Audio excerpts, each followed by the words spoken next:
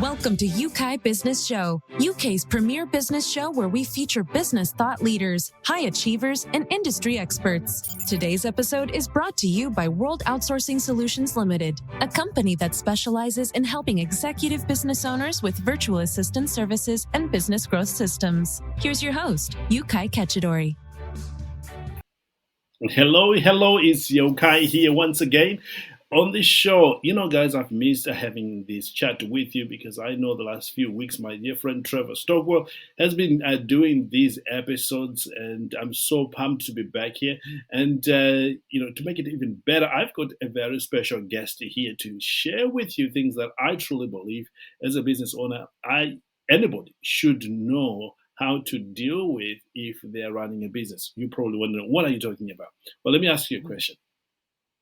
When you start a business, what is your end goal? Well, if you have an end goal, you want to start planning that because you always want to know the end before you begin. Are you going to sell that business? Are you going to pass it on to your children?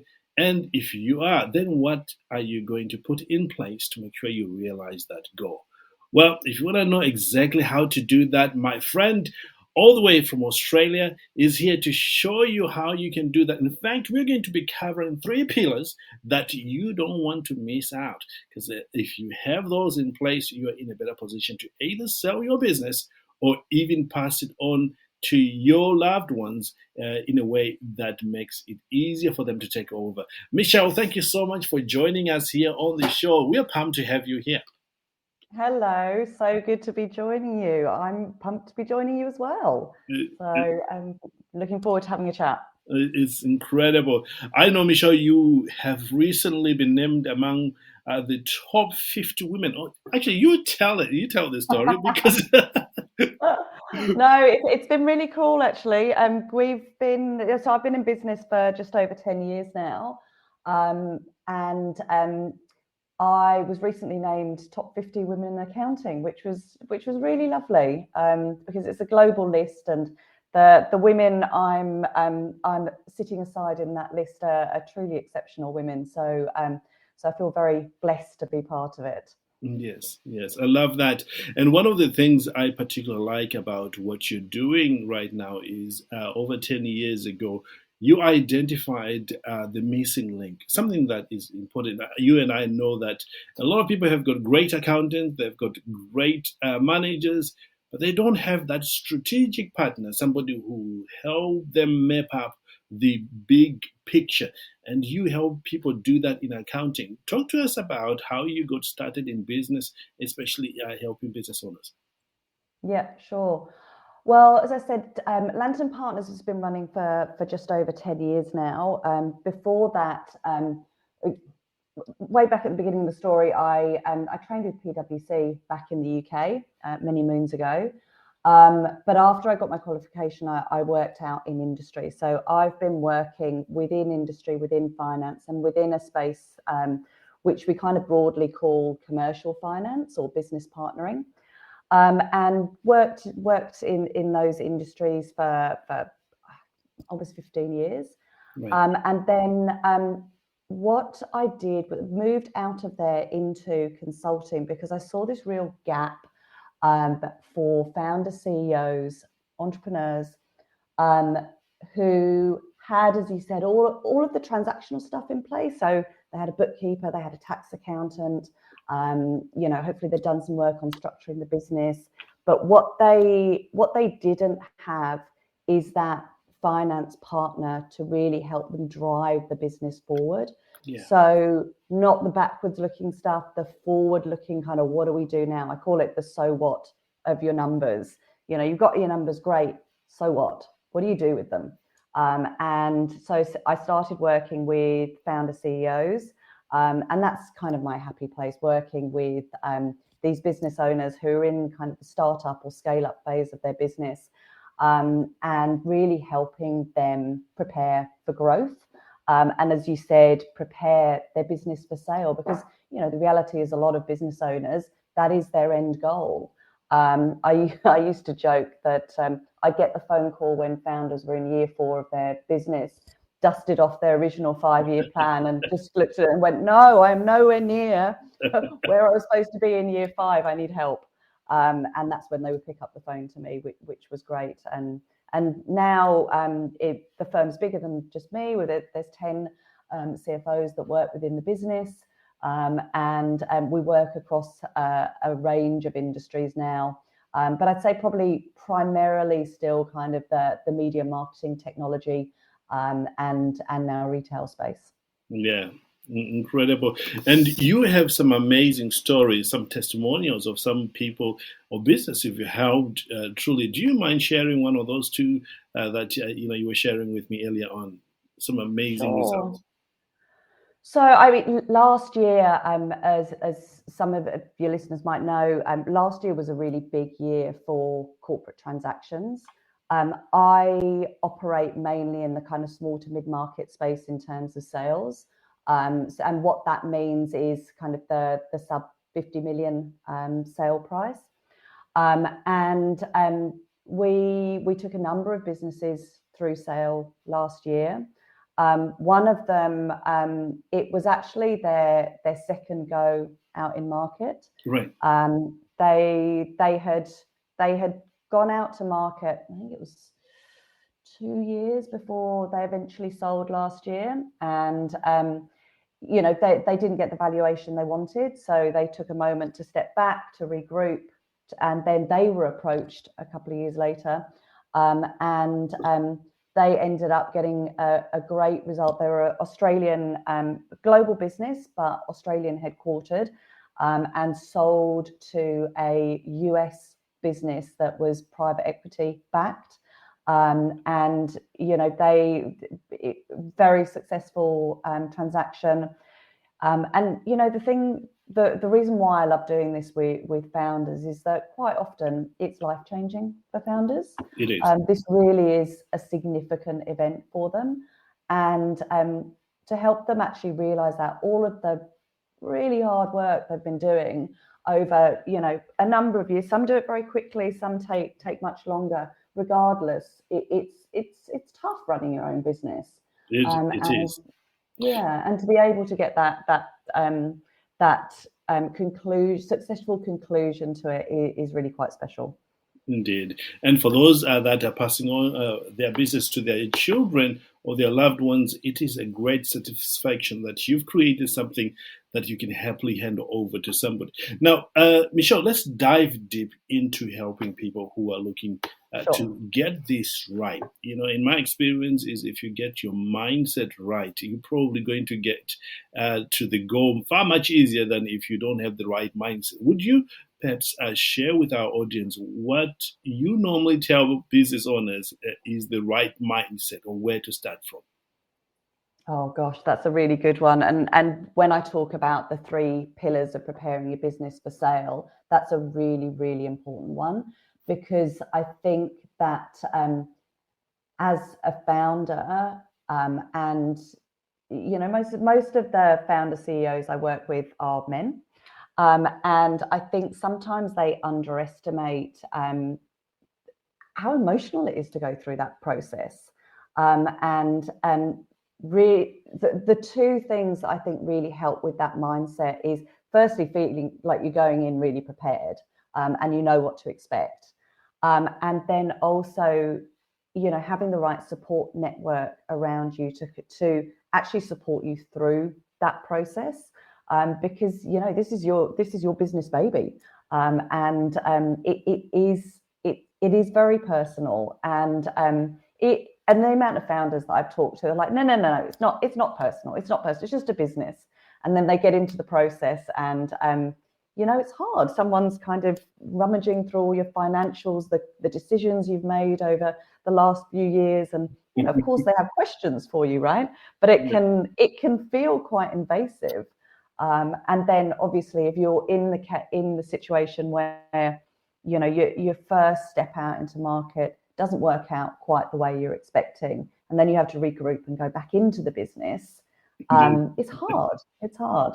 And even harder is when you actually do sell and then you have a boss for the first time in however many years that you've been running this business, and that's a massive adjustment for any founder. So yeah, that mindset is really important. It is incredible. I remember when I had was part of a sale of one of a care company over a few years ago. I was working very closely with the founder, and I can I can attest to what you're saying. How difficult it was, how unprepared she was, and at first the sale didn't go through. And you've got other things to worry about because you don't want the employees to know that you are selling it, and you have to find a better way of doing it in a way that you don't lose business in the process. It's So important.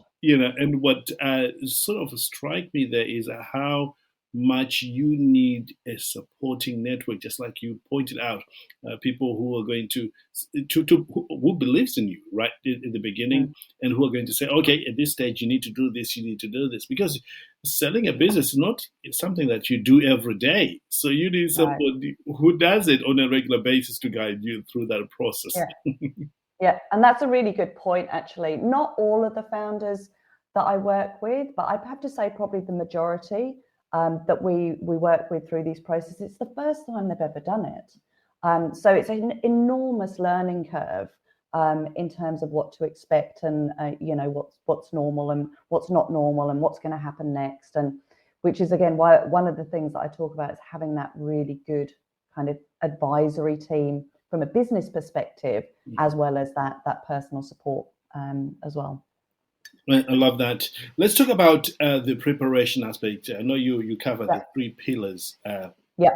If you are to start today, somebody's thinking about selling their business, or perhaps they've come to that decision to want to pass this business to somebody else. Where should they start when it comes to the evaluation aspect of it? Yeah.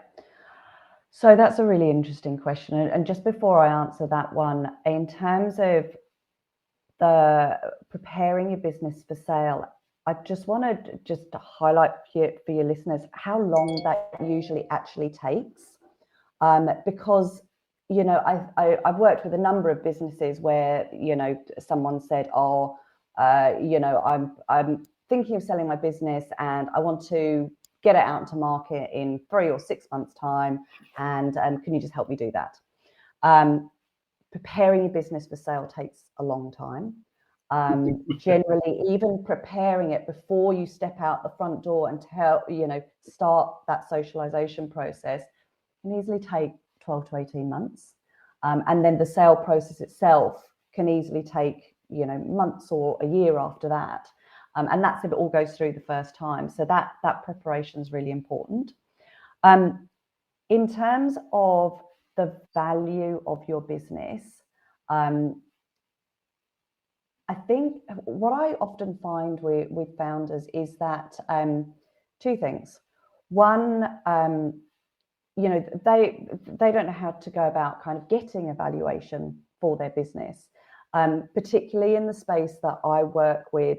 The sales are largely private, and there's not a lot of advertising of the eventual sale price for a number of different reasons. And then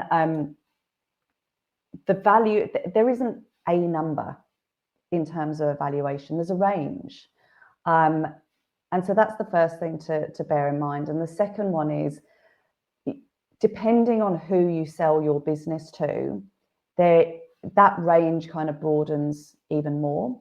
So if you sell to a financial buyer, and by financial I mean a private equity company or a business that is purely interested in the financials of the business pretty much as a kind of standalone unit, or how they can combine it with other entities they own and increase the overall valuation of their portfolio. They're going to look at your business in a much more clinical way. Whereas if you're doing a strategic sale or a trade sale to another business who has a similar or complementary business to you, who really understands kind of that secret sauce of whatever business you're in, and quite often might see something in what you do that might be the silver bullet for accelerating their overall business, you can quite often get higher valuations there. And all of that kind of boils down to that there's no kind of one answer. But what I often tell businesses is go to one kind of, I would advise them to get a good M&A broker or advisor. Now, that's not what we do. M&A advisory is a very kind of specific space, and a good one can really, really maximize your valuation. And they will know what similar comparatives right now in the market are for a business like yours. So the industry, the size, the scale, all of those kind of things. And we often work quite closely with those M&A advisory folk, because they're often having conversations with a business who want to sell, but they're just not ready. And so, they kind of say, well, hey, you need to go and talk to Lantern Partners. They'll help you get ready for sale, then come back and talk to me in a year's time, or however long it takes them to get ready. What I love about what you just said there, it reinforces what we always talk about here on the show, that don't do this thing alone. Always engage the expertise of people who are actually doing, not the people who are talking about it, but people who are actively doing this, because they have the experience. They know what works. You may pay a little bit more to have their expertise, but in the grand scheme of things, they will save you a lot of money, a lot of emotional stress, and a whole lot of other things. So I'm glad that you pointed that out to everybody here. What else should they be looking at, during that valuation process, or when they are ready to actually go in, into the market, other than what we've already talked about? The first thing I usually work with businesses to do is to get what I call their health and hygiene in place. Mm-hmm. Quite often with fast-growing businesses in the startup and scale-up space, everything's moving really quickly. And that discipline of, actually, did I save all of the files? Have I got my financial records? Do they actually align with the numbers that I talk about out in market? You'd be surprised how often they don't. People say, well, my average revenue is X. But if you actually look at the financials, sometimes founders can kind of get a number in their head, which isn't wrong, but it's difficult to tie to the actual financials that are recorded within the business. And things like kind of, revenue per customer and all of those kind of metrics. When you go out into the market, you generally go out with something you've prepared called an IM, or an information memorandum. Yeah. There'll be a whole bunch of figures in there, as well as descriptions about the business and the founder, and kind of why the business is as special as it is. But those financials in there, if you don't have your back of your house ready, you do not want, when someone comes to look in a bit more detail to your business, a break in that linkage between that document that you've gone out with and what the detailed documents within your business are actually saying. So the first thing that we start looking at, and I do kind of this exercise with businesses called a sales readiness assessment. I'll look and see, do you have all your contracts in one place? Your customer contracts, your supplier contracts, are they actually signed? You'd be amazed how many times we kind of start going through contracts, and either it's just the signature page with none of the rest of the detail, or it's got one signature from one party, but you never actually signed, or at least the copy that you've saved kind of doesn't have that counter signature. Not everybody has advisory boards or regular boards with kind of regular board minutes that they keep, but there are certain board meetings and board minutes that you do have to, for compliance reasons, need to document. Have you got those? Right. Do you have all your employee contracts in one place? All of those kind of things, even though it doesn't sound like it talks to valuation, it absolutely does. Because when a potential acquirer starts looking at your business in a bit more detail, they'll go through something called a due diligence process. Right. And that's where they will start crawling all over this information. And and usually by that point, there's been a number or a range discussed in terms of what they would pay for your business, because you don't want to let just anyone start rummaging through your business. That number rarely, if ever, goes up. It comes down during that due diligence process if you don't have these things sorted. So that's what you want to avoid by getting the back of your house all organized. And actually, it's such a good discipline to have for a business anyway. If say the deal doesn't go through, you've just created this really robust database of company information that actually will drive the business going forward as well. So it is, regardless of what happens, that it is never wasted time, but it takes some time depending on how organized the business is initially. Indeed, and oftentimes this is when you have this emotional stress, because, you know, especially when you've got employees, you think that they've done what they're supposed to do and discover that things were not being done, and you know, you'll be pulling your hair out. Yeah. There's always a few surprises, but better you find that out than a potential acquirer. So all of this stuff is about getting your business ready for sale, and also, you know, getting your business ready to scale anyway. It's a really really valuable process to go through, and it does, whether it sounds like it or not, have a direct impact on your valuation. It also gives you confidence about the way you're running your business, because you know that everything is in the right place, for sure, which is really, really good. Michelle, we're coming toward the end of our time together here, and we certainly would love people to get in touch with you so that they can continue their learning with you. Where can they find you? So our website is lanternpartners.com.au.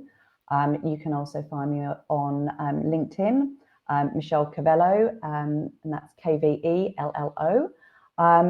I love talking to founder CEOs. It's easy just to book in a 20-minute discussion to see where your business is now, how we might be able to help you take it forward. Yeah, that's how you can get hold of me. Love that. Thank you, Michelle, for sharing that. We will be putting the website below this recording as well, so you'll be able to go straight from here to the website and some other places to meet up with Michelle. I highly recommend. As you can tell, Michelle has been doing this for a few years, and if you go to the website, you will have confirmation of that. Michelle, any final thoughts to business owners who are seriously considering this whole process? I would just really encourage you to think about those 3 pillars. So the 3 pillars are getting your business practically ready for sale. So that admin piece that I was talking about, getting your business ready for sale. And what I mean by that is not every decision not being reliant on the founder, getting those succession plans in place and decision-making frameworks. And that 3rd one we talked about at the top around that mental preparation and support network. So those are the 3 pillars that you really need to address to get your business ready for sale. Amazing. I know we didn't talk very much about succession, and would love for you. Do you have other training that cover these areas in details? So usually that's part of what we do in terms of the sales readiness assessment. So that's where we come in and we look at your business as a potential acquirer would do. And so we will look at, in part, your systems and processes and how you make decisions within the business. We can take that. We'll give you a report that gives you basically a scoring as to how ready your business is for sale, and with actionable insights from that that you can implement into your business today. That's awesome. Well, there you have it, ladies and gentlemen. If you want to get ready to sell your business or just find out how to prepare for that decision which you're making, you know where to go. Just reach out to Michelle Kvello over there in Australia. And the good thing is Michelle can help you even if you're right here in the United Kingdom. Just jump on a phone call with Michelle and you get some ideas of how to do that. Michelle, thank you so much for being here with us today. It has been so lovely talking to you. Thank you. Amazing. And we hope one day we'll have you back to talk about another aspect of business, because I know you know, anybody who's been running business for 10 years has got something to share, something that we can glean on. So we look forward to having you again. Fabulous. Would love to.